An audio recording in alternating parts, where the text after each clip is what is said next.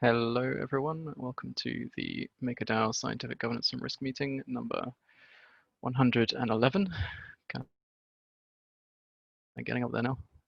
Taking place on Thursday, September 24th at 1600 UTC.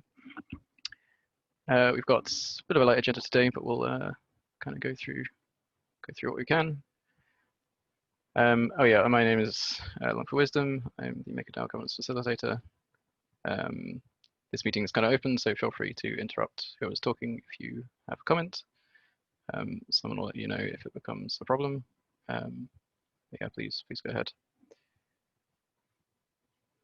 All right, I will briefly go through the agenda then. So we're going to have weekly updates from the major domains. We're going to have a MIPs update. I'm going to do the MIPs governance poll review as governance facilitator. We're going to have, well, we're going to have what might be a brief segment with the mandated actors discussing collateral onboarding and the recent proposal to kind of make the process a little bit more transparent, flexible, and kind of streamlined. We're going to have a segment from Vishesh on State the Peg as usual. And then we'll kind of have the meeting kind of open up for QA and kind of any discussion topics that people want to bring up.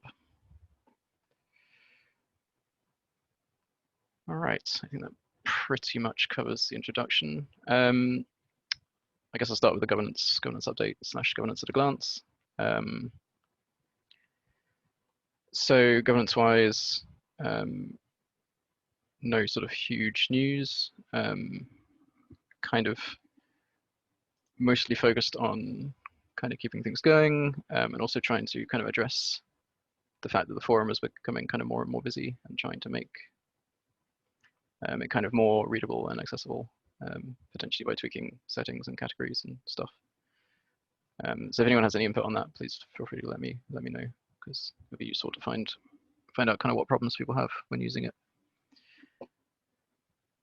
All right, going into governance at a glance then.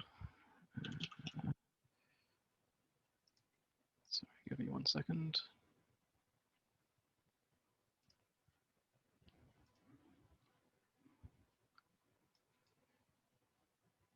Right, yes, so there have been a couple of active discussions on the forum this week, some more than others. A couple of interesting ones though. We've had one from Late Tots, who's kind of been kind of a newer user who's been taking more of a role in the forum, asking kind of, was trying to start a discussion on why people are so afraid of unbacked DAI, which is kind of a passionate subject for some and prompted some passionate responses. But yeah, if you're one of them who feels strongly about for or against unbacked DAI, I would suggest leaving a message in there. So then we had a poll from Aaron, like an informal poll asking what we should do with system surplus, which is now rapidly growing. Again, kind of lots of interesting comments, and obviously the poll results as well were kind of gave a kind of brief overview of what the community thinks. Winning the poll by, I think, 54% was focusing on hiring more domain teams, kind of indicating a kind of focus towards growth among the community. We had another thread from Late Tots calling for more transparency from the Maker Foundation around the cost of operating domain teams, mainly from the perspective of, since this is going to be transferred over to the DAO at some point, it would be useful to know kind of what the costs are and what will need to be absorbed by the DAO in the future. And then we had a kind of risk-focused discussion from Primosh, talking about the options for sort of unwinding stablecoin exposure, which I think is kind of quite relevant, seeing how large the surplus is. How large the DAI supply has grown recently, largely with stablecoins as backing. Seeking consensus-wise for signal requests, I'd kind of just like to highlight one I posted today, kind of on behalf of the mandated actors, kind of the aforementioned, taking a more flexible and transparent approach to onboarding collateral. Kind of Charles and Amy made some posts last week, kind of talking about this a little bit, kind of introducing the subject. This is kind of the signal to determine whether we follow this course. So I'd encourage everyone to vote on that, because it should hopefully have a significant effect on kind of how we process new collateral, hopefully in a positive way. It's actually a little light on signals this week, which is kind of nice after the last few weeks where we had loads. One other one I just want to kind of highlight, despite it not ending sort of particularly positively, was a signal from Bit asking whether we should mint 100 million DAI and use it to buy ETH, and then use that ETH to back the minted DAI partially, potentially. So Bit's kind of been around a little while, and tends to propose stuff which is kind of counter to the kind of general community consensus solutions and sentiment. And I kind of just want to call out that this is good that people are doing this, even if you don't agree, even if people don't agree with them always. Like anything that kind of helps avoid kind of groupthink becoming kind of the status quo is good. So I just wanted to point out that. I think that's approaching the end of what I wanted to talk about. I guess one other thing, I wrote a post highlighting the various governance processes used in MakerDAO. I imagine most of the people on this call are familiar with them, but it kind of gives a brief overview of signal requests, declarations of intent, and MIPs, and why there are 3 different processes to govern things, and what are the benefits of using each one. And then finally, I think David is still looking for people to join the summary team for these calls, and potentially others. I think Pramesh is still looking for people interested in the risk domain to kind of build some monitoring tools for DAI. Right, I think that brings us to the end of what I wanted to talk about. So let's just briefly go through some domain updates. Let's start with smart contracts. I think, Chris, you mentioned you wanted to get out early if you could, so go ahead. Yeah, sure. So last week, we crafted that final spell and got it out, and we increased the global debt ceiling to 1.1 billion. That's pretty noteworthy. The USDC-A collateral type changed to 400 million with a 101% collateralization ratio, which we did that for TUSD and PAX USD-A. So all of those are 101% collateralization ratios. TUSD also had a 50 million debt ceiling. And so that effectively, creates this sort of peg on rails at this point. So it would be anomalous unless we hit the debt ceiling that DAI would break above peg at this point. So I would imagine it would only be the debt ceiling, or we would limit, I don't know, or exhaust the supply of those stablecoin assets before that happened. Base rate was still at 0. We updated the implementation of the TUSD-A adapter, and I think they were up to like 43 million last I checked, so that's really impressive. We replaced the Gitcoin feed address for Mana USD, so they can update that price. And the collateral, so we worked on a collateral priority framework. I think just the governance group. Sam M and I put a little bit of effort into that. So Sam is now part of the grants program. So he's working with the smart contracts domain team on our sort of like technical roadmap. And so we put a little bit of work into the collateral priority framework, but I think other people have ideas as well. So we're sort of meshing that up, and we'll present that to the community at some point. Sam also finished working on the Flash Mint module. So we had a couple comments on that, and then he updated those. And so we'll deal with that next week. So next week, we'll probably end up like code reviewing that module. I want to review the MIP 21, which is a technical MIP for real world assets, and maybe see if we can flesh that a little bit. I think that Lev and Matt Rabinowitz have been working on that. So it looks like it's pretty far along. I'm reasonably excited about what they've done so far. So we'll see if we can get that forward. And then I don't know if this is in the forums yet. It'll hit at some point today, but the TUSD people need to upgrade their implementation again to fix a problem with their legacy TUSD ERC20 token. And so that will probably end up having to go through emergency. So next week we'll review that code, and we'll need an emergency MIP to update that implementation, because otherwise 43-ish million TUSD will be locked in that adapter. So that is it for smart contracts, if anyone has questions.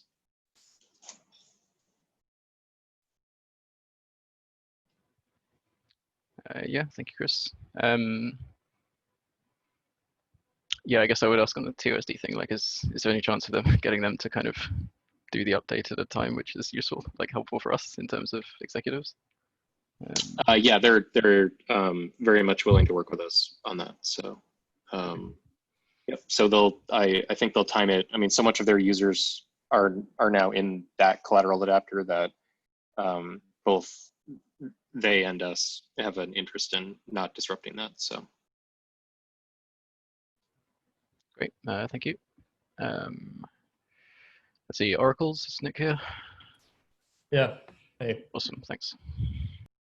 Yeah, so in last week's executive, we had DBTC get whitelisted on the ETH-BTC Oracle just in time for their launch. So good for them that they managed to successfully launch. This week we had a bunch of polling votes, actually. So one of them was to change the ETHUSD data model.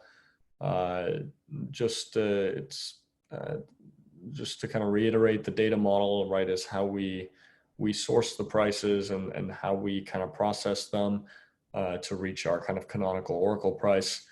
And just the kind of the volume landscape had kind of changed over time. And we just wanted our new model to kind of reflect that.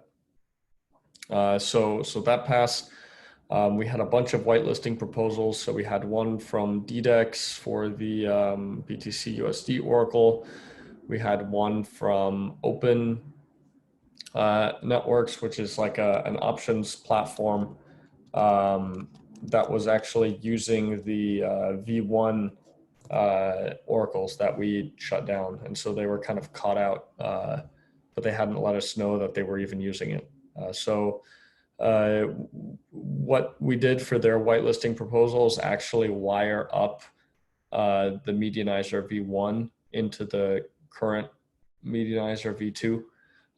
So essentially what that means is we whitelisted Oracle's V1 on Oracle's V2, and now Open can continue querying the V1 Oracle, because otherwise they're just completely screwed, because they have a bunch of options that are expiring in like a year from now that are just hard coded to use the V1 Oracle.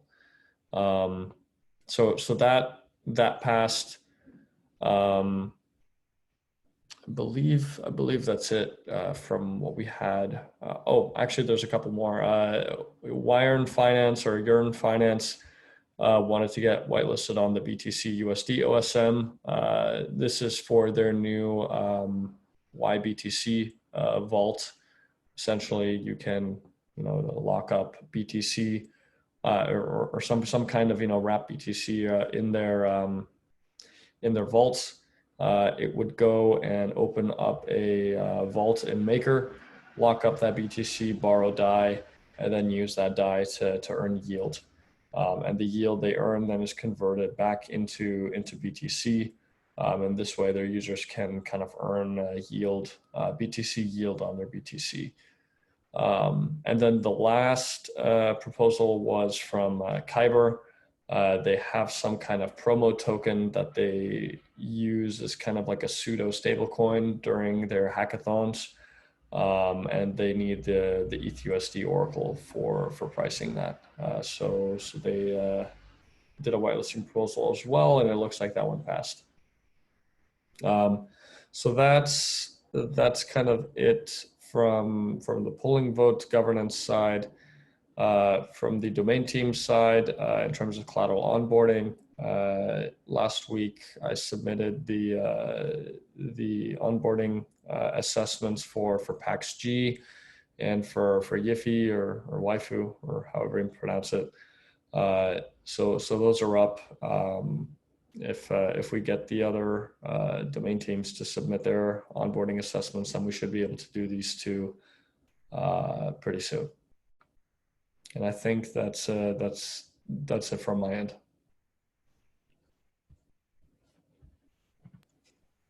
Great. Yeah, thanks.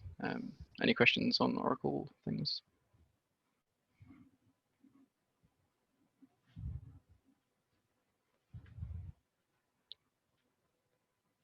Okay. Yeah, let's move on. Oh, yeah, Pramesh, do you want to do your risk update? Yeah. So there's still ongoing work on collateral evaluations on our side. Bad news is that our version 2 is not going to be released until October, which might be a bit too late for us to make proper collateral evaluation in due time. So instead, we might do another asset, some other one. We made a poll this week to increase dev ceiling on stablecoins. The vote which won was 200 million increase. So this is going straight into tomorrow's executive. We also published 3 posts. One was on ETH Vault. Currently, there's still a discussion happening, but I suspect Aaron will soon make a poll to vote on actual parameters in upcoming days. So we can potentially implement ETH Vault in executive vote, I think in 2 weeks.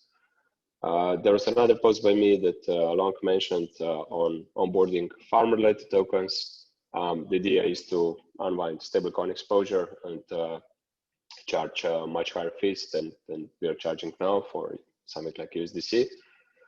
And then finally, yeah, we are really close to finalizing the new rate setting approach. So this will be posted on forums probably in a few days. So stay tuned. And that's it from our side.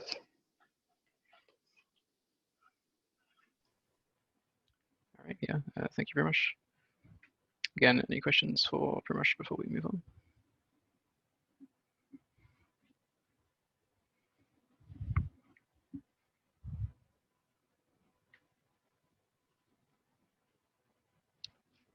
Okay, let's see. Charles, do you want to do your MIP updates?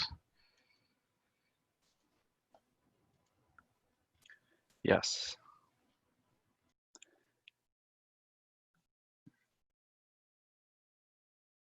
Can everyone see that? Yes, I can.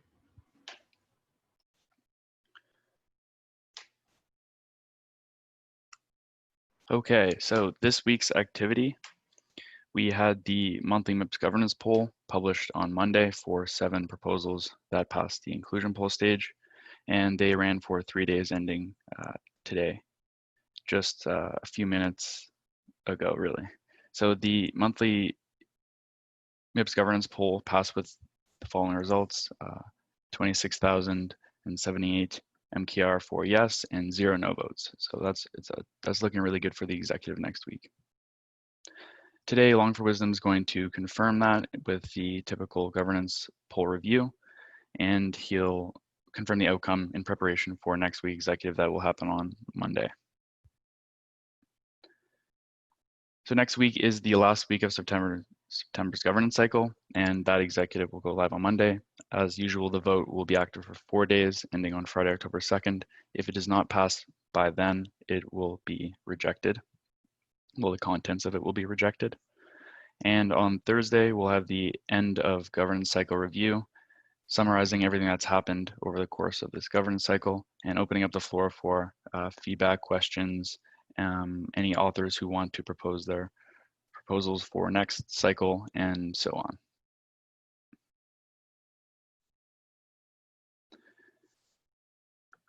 In the world of collateral onboarding, we have the comp, link, and LRC collateral types moving to Monday's executive.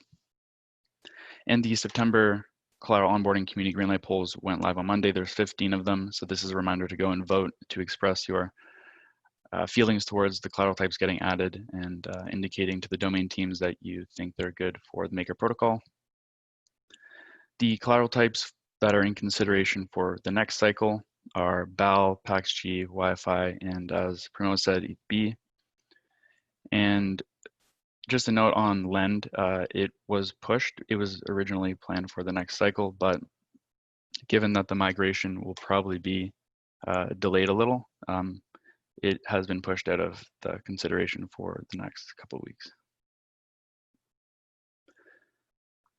As for the proposals that are in the RFC phase, as you can see in the bolded brackets, these are all of the proposals that are eligible for October's governance cycle. Whether or not the authors want to propose it or formally submit it, rather, to the cycle is up to them.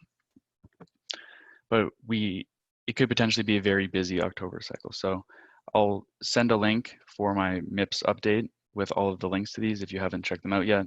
But please give them a brief review, at least in the paragraph summary of them, to understand what we'll be going through October's governance cycle. I did want to make a note that there are 2 proposals in here that were updated recently, or 3 rather. So MIP 14, the protocol die transfer, is a improved proposal, originally posted by Along for Wisdom, and then John Aithman joined as a co-author to help push it forward. So it has been updated. The MIP 17 weekly debt ceiling adjustments was taken over by Planet X, and he recently posted a newer version of it in the forums.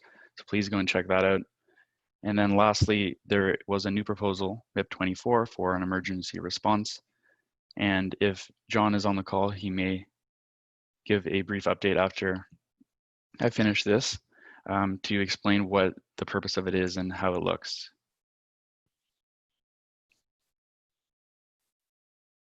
So the active discussions that are still happening, I repeat this every week, but it seems like people have a lot to say about these topics, are the debt ceiling instant access module, the governance chief contract redesign, which ultimately ties into potential vote delegation solutions, and then the liquidation 2.0 redesign as well. And I just wanted to cover, because the post in the forums is quite long, I wanted to do this on the call and talk about the improvements we proposed to the Collateral Onboarding Framework. The main considerations we put in place to make this adjustment from the monthly cycle for Collateral Onboarding to the weekly is we really think the agility to reprioritize and add collateral assets on a weekly basis with no strict deadlines is really important for scaling the collateral onboarding process, as well as catering more to the domain teams and their bandwidth considerations. To improve the efficiency and transparency of the overall collateral onboarding process. And lastly, increase the community's involvement in the onboarding process and help to distribute knowledge share for potential grantees and future domain teams. So what's changing? Well, the initial plan is to, well, the proposed plan is to suspend the usage of MIPS 8, 10, 11, 12. Now, if you're not familiar with all those proposals, it's domain greenlight, where the domains effectively let the community know which assets they want to work on. MIP 10 is related to Oracle solutions to collateral onboarding, but also for whitelisting and onboarding light feeds. So as you can see below there, the suspension of MIP 10 usage is exclusively with respect to collateral onboarding process and not for the general whitelisting and light feed proposals. And then with 11, it is the risk model management. So approving a risk construct from the community, ultimately deciding how certain risk parameters are decided for collateral types, and well, a lot more than that. And then lastly, MIP 12, which is the proposal that bundles all the assessments from the domain teams and proposes it to the governance cycle to ultimately add that collateral type to the protocol. So all of those will be suspended. The timeline for the suspension is tentative based on the requirements of the DAO, but that is the first aspect of the change. The second is just making the collateral onboarding more flexible so that it can adjust to the demands of reality. So by having a weekly cycle, this doesn't necessarily mean that collateral types are going to be onboarded every week, but without having strict deadlines, the domain teams can work on the solutions in batches. So let's say they work on a bunch of solutions over the course of 1 week, and then the next week they can onboard a couple or X amount. if the solutions are ready. So it may not be every week, but it allows them to have more flexibility around the whole solution side of things.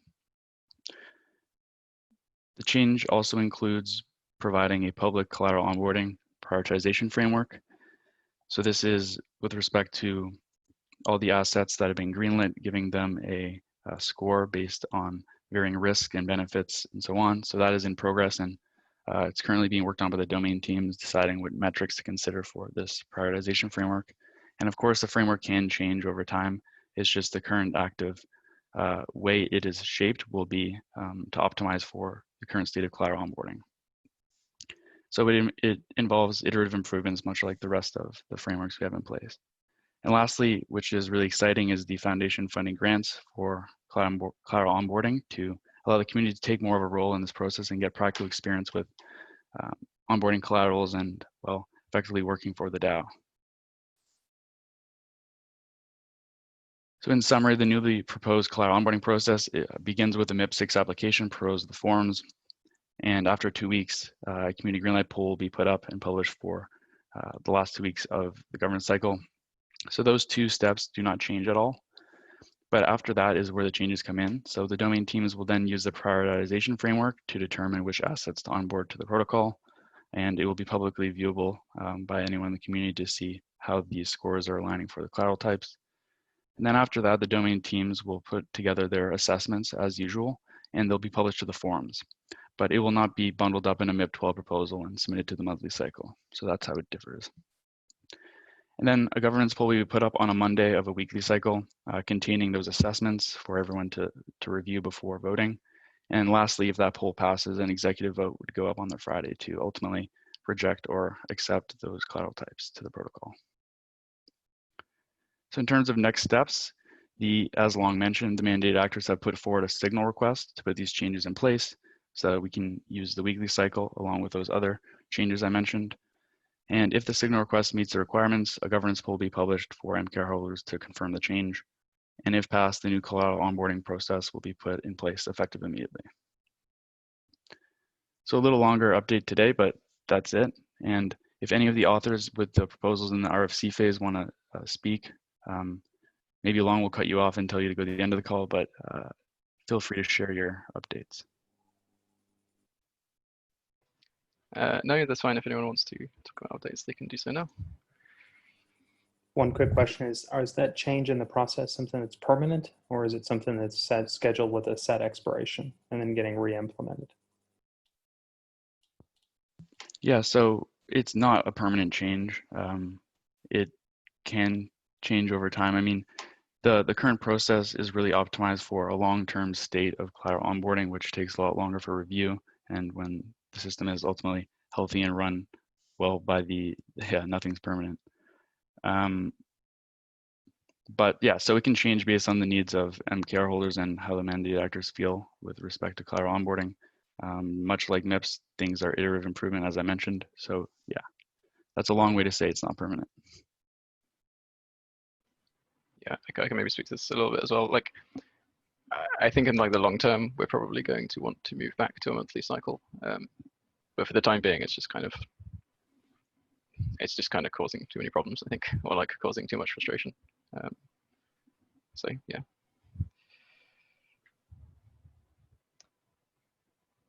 Yeah. So just a quick question, two-part question. So the public priority, is that a poll? Is that an on-chain poll, or is that just a forum poll? And then are the domain teams okay with having to kind of, I guess, rush this a little bit? You know, they're not going to be overwhelmed. So the prioritization framework will be, well, we're still figuring out the details of where it will be hosted and maintained, but you can think of it as a public spreadsheet with all the collateral greenlight assets with scores next to them based on the different metrics, which will also be there to see. So that's how it will look. And I think it is a question of maintenance on how much time it will take the domain teams to do that, but those details are still being figured out. Yeah, I can speak to the second part of that question, which is at least for the smart contracts domain, we're not going to do anything that's unsafe for the protocol. we just would enjoy the agility to be able to, really ramp up and get more collaterals added week by week. There's also a weird kind of flow. I don't know if you've ever done any sort of engineering, but to sort of prep something and work on it and then finish and then get randomized onto something else for a few weeks and then have to come back at the end of a cycle is, it's really hard to get all of that state sort of back in your head. So this should make things more continuous, should reduce the amount of risks and bugs. So I think the smart contracts team is happy with this change.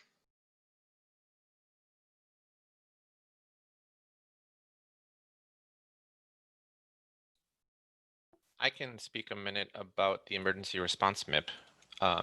So the purpose of that was to kind of standardize or have a framework to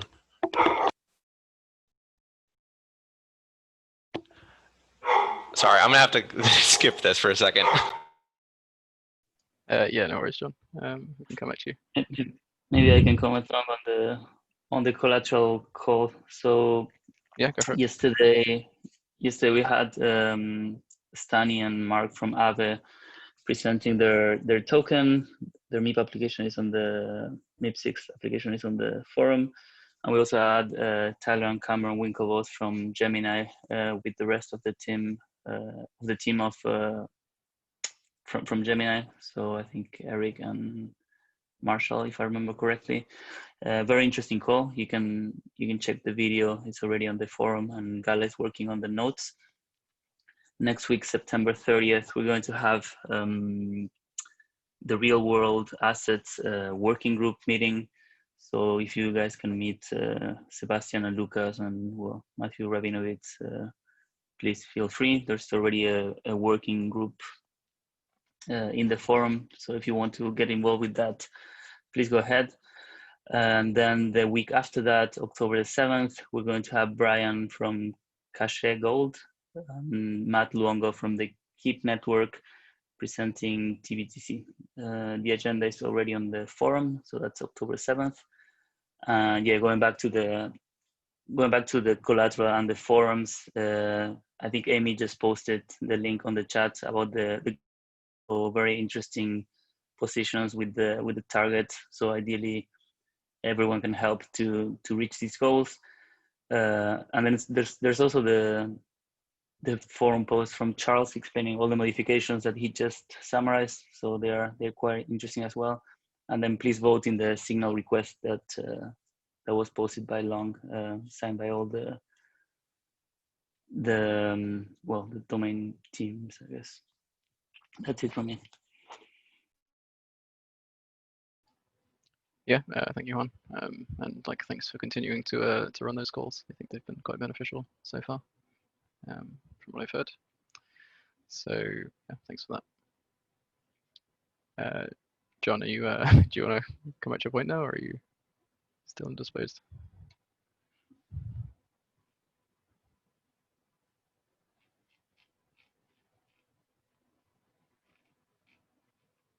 I'm guessing he's busy, so we'll come back to him later. All right. Cool. I guess on the procedural side, yeah, just doing the MIPS governance poll review that Charles mentioned earlier. As Charles said, the MIP poll, the bundled MIP poll passed with a fairly healthy amount of maker on it. So I don't think there's any reason for it not to continue to executive next week. So sorry, no, to continue to the executive on Monday, to be specific. So yeah, expect that on Monday. All right, what do we got next? Yeah, so I guess we kind of discussed this a little bit already, but I can add down a segment to kind of discuss the collateral onboarding changes in more detail. So if anyone kind of does have more questions about that, I guess now would be kind of a good time to go over them. We kind of heard from Chris from Smart Contracts. Like, Nick, do you want to kind of give a brief kind of statement on how it affects oracles, or perhaps pretty much could say something briefly? I mean, it's not just oracles in particular, right? It's the the entire collateral onboarding process. I think Oracle's is a little bit unique in that when in terms of kind of how the work scales, right? So the biggest thing with the Oracles is not actually implementing the code for every unique asset. It's not insignificant work, but that's not the majority of the work. The majority of the work is then compiling that kind of into a package, right, for the new Oracle kind of infrastructure, testing that extensively, you know, before we feel comfortable rolling something that out into production. And then the actual deployment, right? You know, you have to consider, you know, we have 26 feeds, right? And each of those needs to update individually. You know, for some of them, right, they need more time than others, right? They need some heads up. They need, sometimes they need help troubleshooting. So there's a really big kind of time penalty to kind of going through that process multiple times, right? So the best way to really do it, which is what we've been doing, right, is to batch kind of multiple into the same cycle, right? So if you implement multiple assets, right, then you only have to incur the testing and the deployment penalty once. So switching to this kind of more weekly ad hoc cycle for collateral onboarding, I think will, on the one hand, I think it makes it easier in terms of, say, the risk teams and the smart contracts teams, because they don't necessarily have to get, you know, something done, say, by a certain date at the beginning of the month, right, to be able to get it into the monthly cycle. But from an Oracle perspective, it doesn't actually help us that much, because we still don't have the flexibility of, you know, every week just, oh, you know, we feel like doing this asset this week, right, and getting that immediately done. The changes just don't give us that flexibility because the testing and deployment cycle are basically, you know, 3-week things. Now, that being said, given that we don't have the arbitrary dates anymore by which we have to decide, okay, you know, this month we're going to do X, Y, and Z, it should be possible for the Oracle team to now do, say, like, you know, like 6 or 7 assets at once, you know, and incur that kind of testing and deployment penalty. And then in terms of the rollout for a collateral onboarding, right, you know, that can then continue on the weekly cycle, but the Oracle, you know, team will effectively just operate in these really big bursts where they're just going to get really, really ahead of the backlog for a while.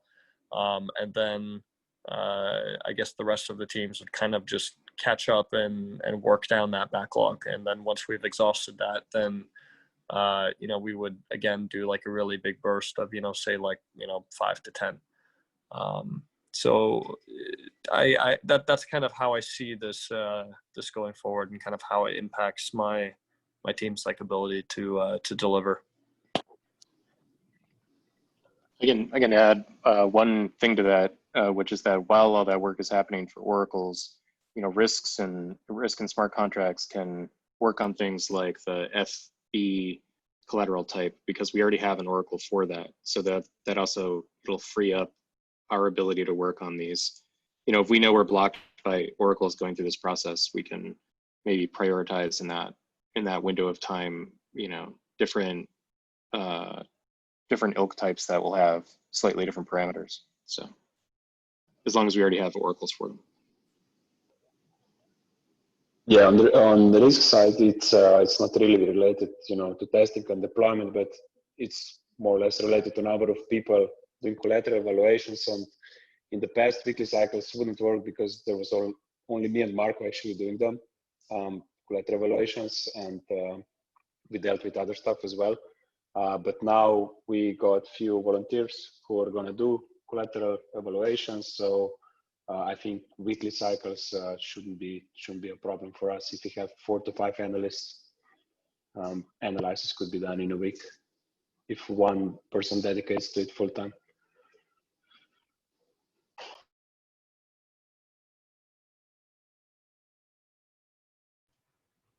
Okay. Yeah. Thanks. Thanks all of you for kind of sharing that. All right. Does anyone have any questions? Yeah, Frank. Yeah, so the simple explanations for a dummy like me, right? I put together a MIP6 application for, I don't know, pickles as a good example, maybe bad example, and then I put another one, a MIP6 for, I don't know, Coinbase token, let's say, right? So the application goes on a forum. Later on, who's gonna determine whether pickles or Coinbase token is A+ or negative C or triple C rated? Who determines that? And then how would Coinbase token go through the process and be a collateral type within, say, 2 weeks? Can you just take me through that? Somebody maybe kind of give me the Eli 5 of that. So that's the thing. We're basically saying it can't just be 2 weeks, right? The time just from if I started today working on this to having an Oracle in production is 3 weeks, right? So essentially in terms of agility of, oh, there's a new token that came out today, how quickly can we onboard that? It's not changing in terms of, oh, we're magically more productive, where the time, benefits we're getting are the time benefits we're getting are that there's no arbitrary date at the beginning of the month by which we have to have all of the work done. So then by the end of the month, it can go into the MIP cycle. Because right now, the system that we have is, let's say everything needs to be in by, say, the 5th, for then going in, actual on-chain, changes by the end of the month, right? So if you miss that deadline, right, if the deadline's the 5th and you get in on the 6th, right, currently then you have to wait 2 months, right, instead of just that 1 month. So that's where the time is kind of being gained. It's not being gained on all of a sudden we're magically more productive from the technology throughput kind of side. Yes, and to add to that, Nick, something that Charles was mentioning is the collateral onboarding framework. So ideally, we can have a transparent way of showing where the different resources from the different teams are being allocated in terms of getting as much as we possibly can or as fast as possible. So ideally, this framework will show a clear path and a clear way to say we're going to focus the energy or the bandwidth on these collateral types.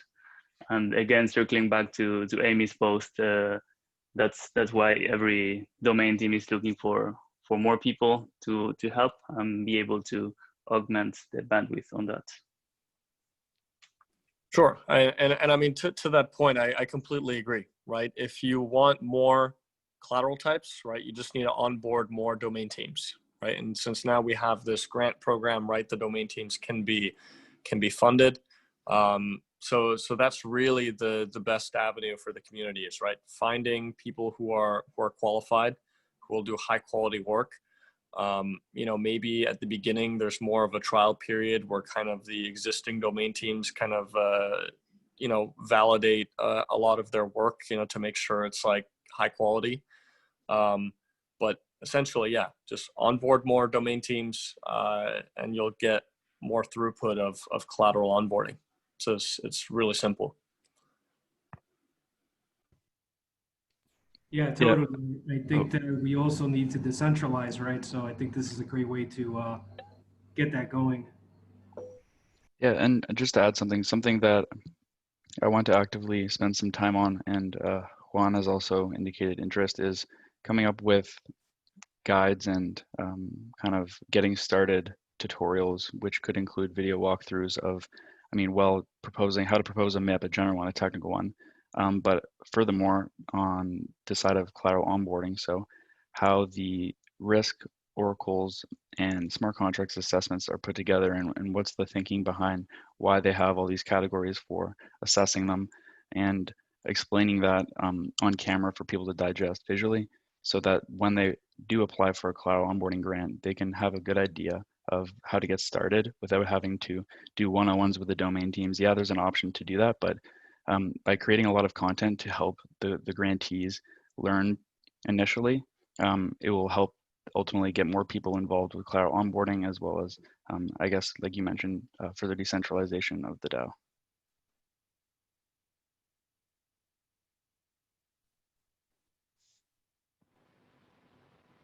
Just to kind of make one point, which I think you asked, Frank, but I'm not sure was answered. In terms of like the actual prioritization, like figuring out like whether an asset is like, you know, AAA or C or whatever,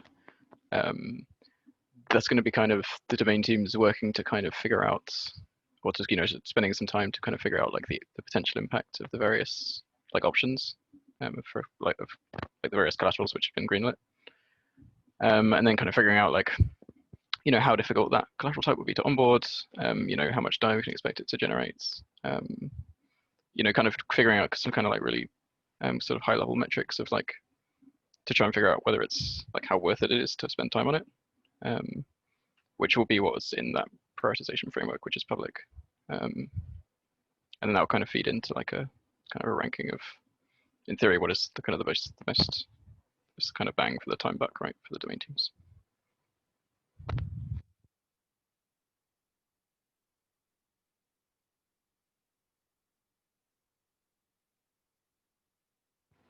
Cool. All right, if we don't have any more kind of direct questions about that, I think we can probably move on to State of the Peg. Give a second for someone to interrupt me if they have any other questions. But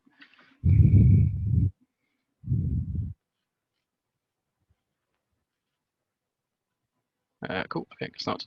Vishesh, are you ready? Yeah. Okay.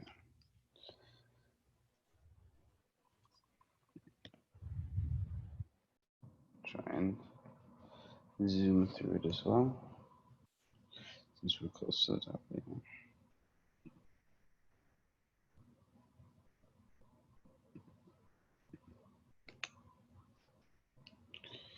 Okay. So, just to revisit where we are, we have a total debt ceiling availability of about 1.2 million right now for DAI. All said and done, we're sitting at around 900 million, which is a massive issuance. The state of this right now for ETH, there's still about 340 million issued. BAT is about 3.5 million. USDC-A is where we see just a massive chunk of this at 385 million. Additionally, 82 from WBTC. We're back down to about 5,000 from USDCB, and 50 mil from TUSD, and smaller amounts from KNC, ZRX, Mana, 30 mil from PAX-A, and small amount from USDT. So the stability fees for these are sitting still 0 for ETH, 4% for BAT, USDC, and WBTC, and then the other USDC vault is at 50%, with 4% for TUSD, KNC, ZRX, 12% for Mana, 4% for PAX, and 8% for USDTA. So the general sense from this is a tremendous amount of issuance from stablecoins. People are still willing to pay 4% fee. For a short time there were instances where people were willing to pay 50% for USDCB, though that's more of a short-term usage. And then you have even small amounts willing to be issued from Mana at 12%, but it seems that for the stablecoin usage, it doesn't seem to make a huge impact what the stability fee is. Obviously, at 50%, that calculus changes quite a bit, but when we're talking about, 4 to 12%, doesn't seem to be a huge deterring factor. we've actually seen a lot more issuance lately. So how does that translate for the PEG? So basically, what we've seen in the last week is a comparatively flat PEG around $1. Obviously, moments of movement, but with the ETH price being relatively flat or falling a bit during that time frame, there wasn't a lot of movement, both in terms of collateral and in terms of yield farming opportunities. There weren't huge changes in the yields that were available, even some reductions in positions in some of these platforms. So if we look at the USDC pairs, so DAI USDC in that same time frame was basically echoing that, with decreased variability of some of those prices, some smaller volumes as well. When we had around the 15th and the 19th was large volumes traded on Swerve, and that was partly associated with those yield farming opportunities, which is what was driving a lot of that trading volume. So since then, it's basically resumed trading heavily on Curve. So let me also shrink this view a little bit. So you can just see that a decent chunk of the trades that have occurred since the 19th for DAI USDC pairs happened on Curve, and we're also sitting at around $1. DAI USD echoes this, but with a lot more price variability. So it is sitting at around $1, though there were moments of some crazy spikes in those pairs on Coinbase and Kraken. And then DAI USDT, what we basically saw is similar to DAI USDC, although that mostly is Curve. And then the DAI supply, so overall, and this doesn't show packs and some of those other near collateral types on here, but just for the three main ones up to this point, basically just a jump in the amount of issuance from USDC, and basically flat or small reduction in ETH, and then WBTC sitting at around 82 million, which is a smaller utilization percentage from the total amount available to be issued than it was prior, but that's just because that goalpost was moved and there was slightly more issuance there. And then if we look at like where some of this capital is, obviously a massive amount of DAI issued is still being utilized for farming. Wanted to revisit a slightly older stat, which was the amount that was being supplied on Compound. So this when this all kicked off was a massive share of what's going on.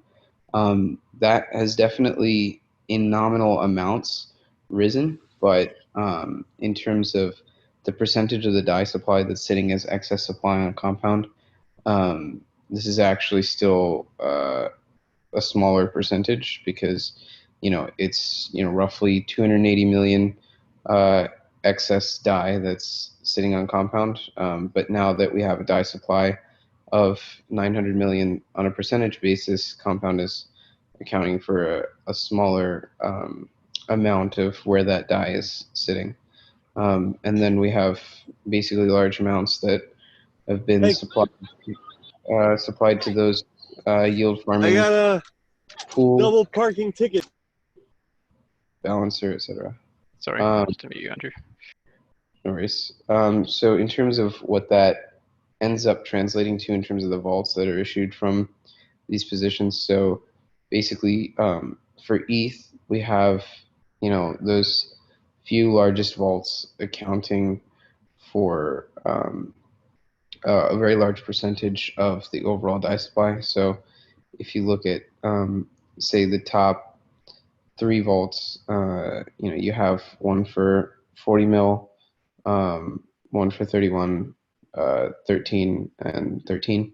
So on a collateralization basis, these largest vaults were at a lower collateral percentage the previous week. So basically, what we saw was with rebalancing of collateral against movement of ETH price, those collateralizations of a few of the largest positions did improve, though a couple of them were basically unchanged.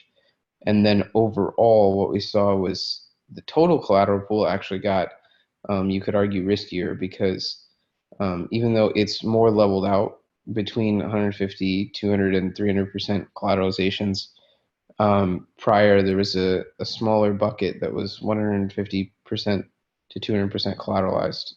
So basically, there are more risky positions, but some of the largest vaults are just as risky or less risky than prior. So it just kind of flattened out, though the overall risk was increased. So what that means in terms of these, you can see it in these liquidation walls. So basically, at an ETH price of $280, you'd expect 80 million DAI to be liquidated, which that corresponds to, basically a few of your largest vaults. At $230, this is where a lot of those smaller vaults come in. So you'd have 150 million basically DAI liquidated in ETH price of 230. And then just to touch on the WBTC vault. So basically, obviously a tremendous amount of the WBTC collateral positions are 150 to 200% collateralized. I should move these goalposts so we can look at the smaller increments. But what you can see is they're basically 170% collateralized for the largest few positions, which accounts for just a massive chunk of the total percentage supply, because what you basically have is 3, 4, 5 large vaults that account for almost a huge chunk of the WBTC DAI issuance. And at a price of like 8,900, you'd basically see 60 million of that liquidated. So that's just basically one large wall. And then it's not even point in showing USDC, because USDC is also similar with just one large wall. And we know that if there was a movement in USDC price, you'd just basically see the whole collateral pool liquidated. And that's a risk to be aware of. And given that we have 385 million DAI sitting in USDC vault, that liquidation position is kind of a binary risk, and that's a conversation that we've had before. So now we have a similar situation basically with the PAX vaults at 30 million. So there is a discussion here around the general trend for the week, which is the DAI supply has basically been in large part monopolized by stablecoins. So that's just something to be aware of, and for the community to continue discussing to decide what level of that binary risk we're comfortable with underwriting. Okay. Sorry, just interrupt for a sec. Oh, you finished. Okay. It's worth noting that the liquidations are turned off for like all the stablecoin vaults, with the exception of Tether currently, I think. Yeah. So with the liquidations turned off, though, there's kind of a mechanical process that will be interesting to resolve in the event that those prices, let's say, there's some disruption in how PAX works or how USDC works, and there's a discount on the market now for those assets. You basically have a massive amount of under collateralization all at once, even though the liquidations are not actively being undertaken. So I'm not sure if the community has quite figured out the mechanical plan of how to resolve liquidations that are halted in that scenario. just something to be aware of and start thinking about. All right, I will leave it there, and then happy to double click on anything in particular. Visesh, I just have a question for you. Sure. What do you think the risk, if we, because we're underwriting a lot of risk on stable coins, do you think, how much do you think we should increase the stability fee? Is there a way for us to measure, a good way to measure us to, as we increase stability fees on these different stable yield farming stable coins? Yeah, so this was an old topic in a sense where this is, was being talked about very heavily as like a scientific governance process. And so in the past, there was this strategy basically of setting parameters as a method of discovering demand and supply curves for DAI.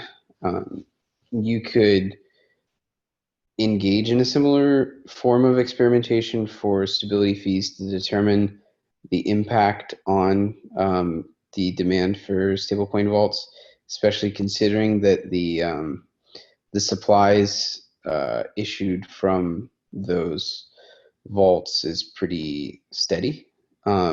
So if you, for example, raised the USDCA stability fee, you would theoretically see very soon or very clearly whether or not that had an impact on demand. So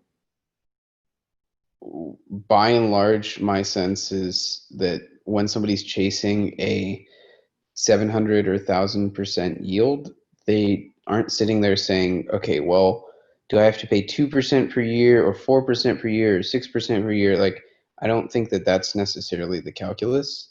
So I'm not sure that the stability fees would have a significant impact. I wouldn't expect them to have a significant impact on the amounts issued from stablecoin vaults, especially considering we're just talking about stupid amounts of supply issued chasing stupid percentage yields. I think a 4% fee is kind of negligible in that equation. So if you want to try to raise that, as a method of figuring out whether there's an impact, I just don't expect there to be a significant impact. And then there's a question of like, well, how much risk are you actually underwriting with a basically binary failure case on a $400 million DAI pool? Like that question, I think, is basically an answer that's probably a lot higher than what the current percentages are. So if you're going to set stability fees simply from a purpose of appropriately compensating for risk, you're probably talking a lot higher than what the costs are right now. I mean, even if you look at ETH, right, at 0%, it's consciously everyone can sit there and say it's not 0% risk. So yeah, as far as what percentages to set them to, I couldn't sit here and tell you like this is how much percentage, you'd have to set it to reduce the amount of issuance, but it probably, if you increased it, it wouldn't significantly impact at least the stablecoin issuances. It's worth mentioning as well, like because the liquidation ratio is set to 101%, the most fees we can get from those vaults is 1% of the total. So it doesn't matter terribly much whether well, I mean, it's kind of actually better for us if that happens over some time rather than like immediately. Right, but like at 4%, it's like we take that entire 1% in like 3 months, right? So well, and that's the 3 months. question is like, okay, well, let's say you had a 10% fee, and let's say you had a large vault that accrued fees that basically drove its collateralization lower below the line. Then at what, like, how do you want to resolve? There's a completely non-theoretical scenario where how you want to resolve the liquidation of those vaults, given that liquidations are turned off. Yeah, I mean, Greg just basically said the same thing in chat. Yeah, I think the kind of current hope is that we get the liquidations 2.0 upgrade before we need to liquidate them, because that should hopefully result in us getting a better price, right? I mean, for what it's worth, I think we'll probably discover a reasonable price now with the box. So if we wanted to, we had to unwind. I think we could, turn liquidations on and just, 15 million into liquidations, and then turn liquidations off again, that sort of thing. I think there's a big paradigm shift here, though. I don't even think it makes sense to talk about stability fees with the CR this low. I mean, people are just going to walk away from these vaults. Like, they'll get their 1% and they'll abandon it. So really, this is going to come down to MakerDAO deciding to turn liquidations on for these particular collateral types whenever we go below peg. I would argue we probably don't even want stability fees on these because that just is going to, because of fee accrual, will push them under collateralization quicker.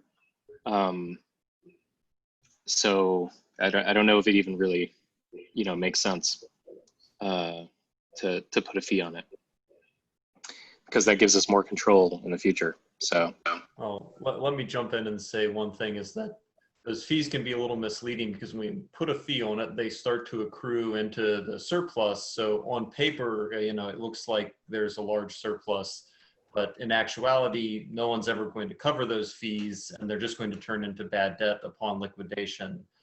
So it can make the accounting a little bit confusing.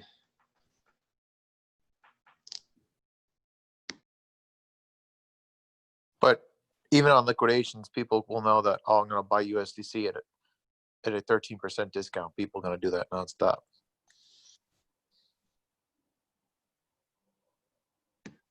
Well, the liquidation penalty really doesn't affect anything here. It just is about the amount of DAI the system targets in a liquidation, but it doesn't actually affect the amount collected, because that'll still be just determined by market price. But in terms of market price, like when auctions, if and when auctions occur on stablecoins, they would occur for a discount. And then we could sort of talk about what that discount would be, but nobody would bid on an auction if it wasn't for a discount. Well, all the discount someone's likely to get on an auction like that is whatever the sort of percentage required decrease between bids is, the parameter called the BEG. Again, the liquidation penalty has no effect on what you get.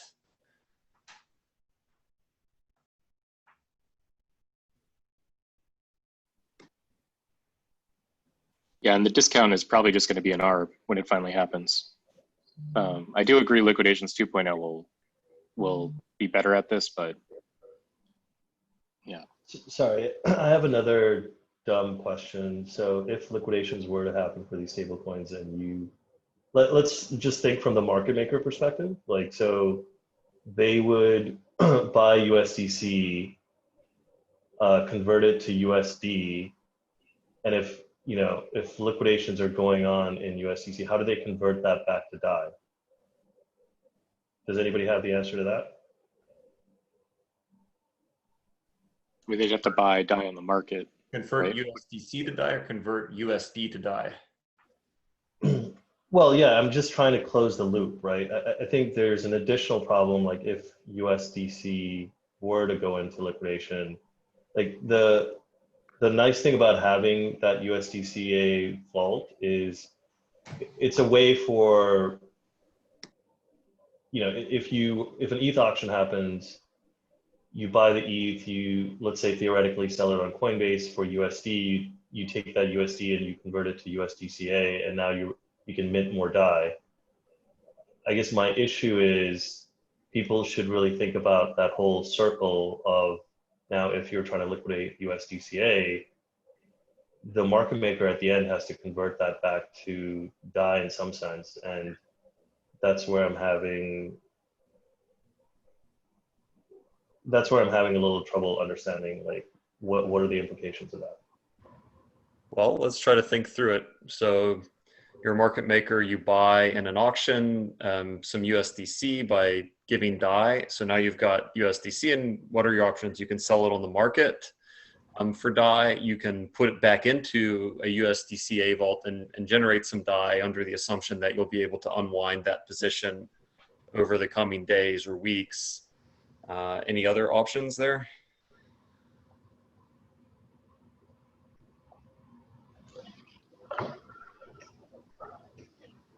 Yeah, I mean, yeah, so that's what I'm trying to warn you about is that like buy ETH and then sell ETH for DAI, or put ETH in and mint, right? You can sell the USDC for anything you want. I guess that is easier to sell for DAI than USDC. I mean, I think the kind of point is that it's not really great to liquidate them when the peg is still above, like the DAI price is still above peg, right? That's the kind of takeaway. Yeah, that's the idea. I mean, you wouldn't be liquidating those vaults and doing this recycle, because you would be just having the same USDC exposure. So you should be doing this when DAI price falls and demand drains a bit, and then once you acquire USDC, it's easier for you to buy DAI because there's no push anymore on the demand side. So, like Long said, you would be doing this, and liquidations would be triggered once you can achieve lower demand on DAI, right? Once you achieve lower price, and this is how keepers can actually buy back into DAI once they acquire USDC.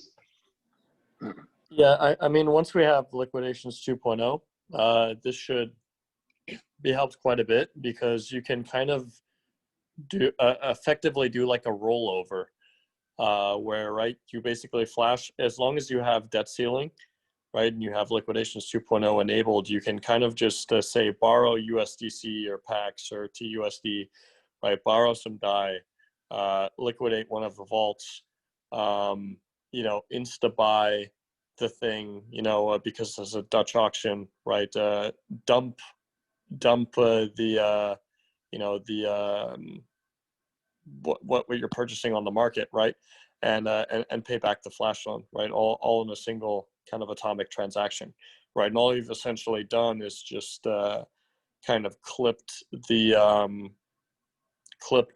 losses of the vault slightly, and just created a new vault, right, which will probably have the same problem, you know, X amount of time down the road when the stability fees kind of catch up.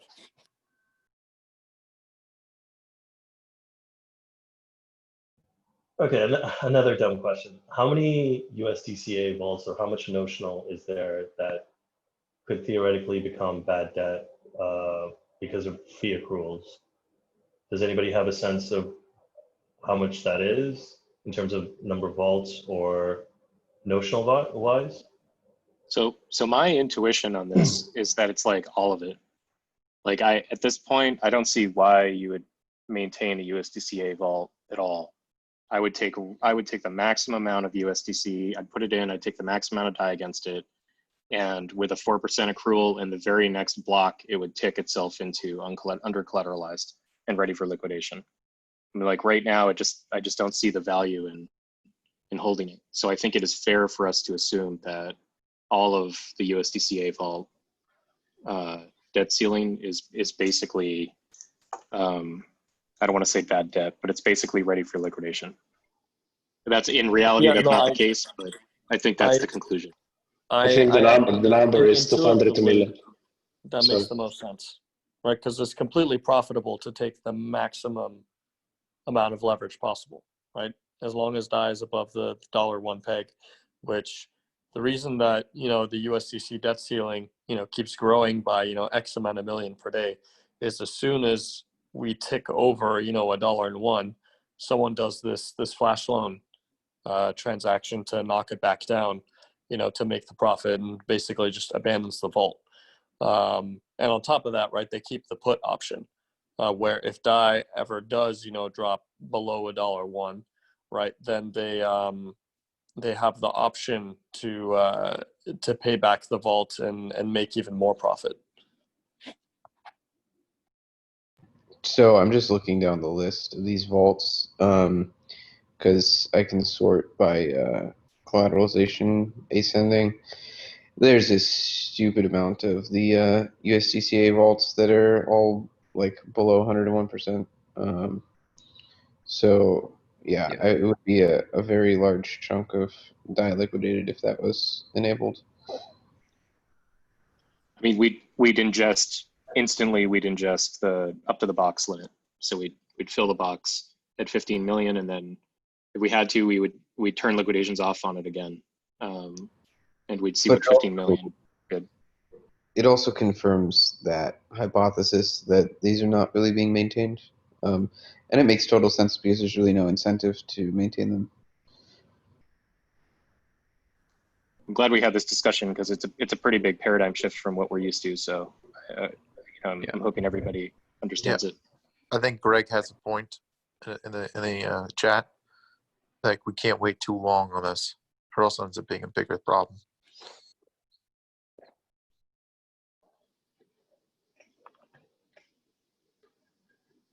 Yeah, I like the idea that if we're under collateralized on USDCB, that we can test a liquidation there. We can also, we don't have to just turn liquidations on and see what happens with 15 million.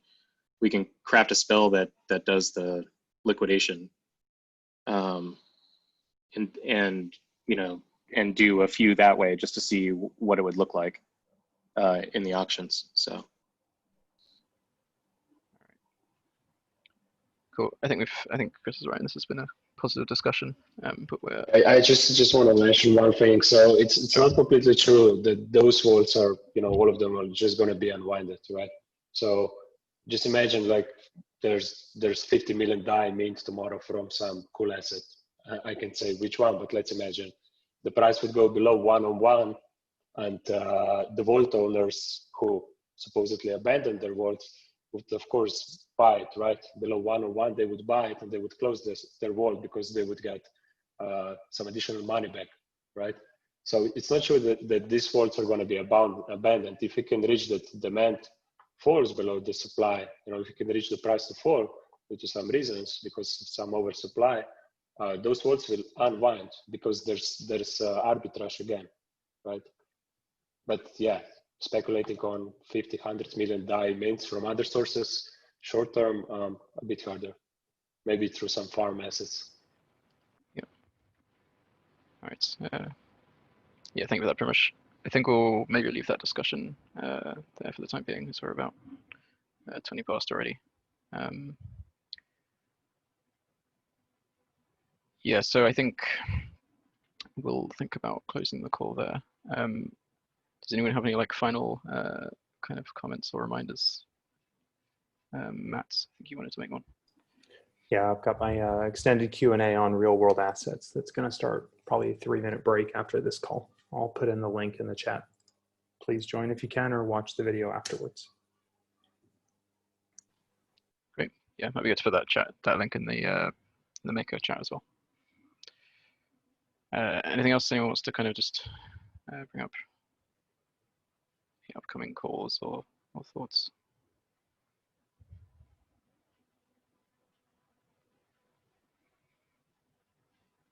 All right, doesn't sound like it.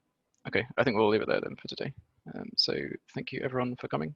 I'm sure I'll look forward to seeing you all again next week. Cheers, guys. Thanks. Thank you.